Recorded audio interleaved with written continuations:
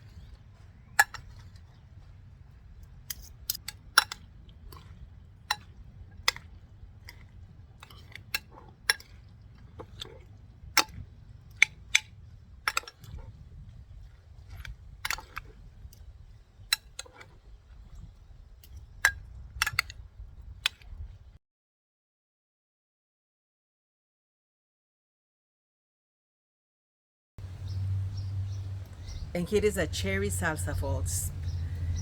Very simple to make, not difficult at all. It is perfect for 4th of July, especially since you're gonna be outside. This is refreshing. It is time for me to check it out and see how it is. As you can see, it's a little bit windy here, but it's beautiful temperature.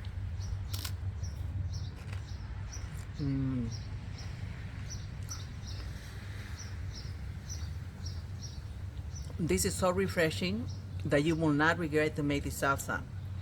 Once again, thank you for watching us here at Jessica, Sinna in Wisconsin. I hope you guys enjoyed this recipe and we'll see you next time. Thank you for watching us.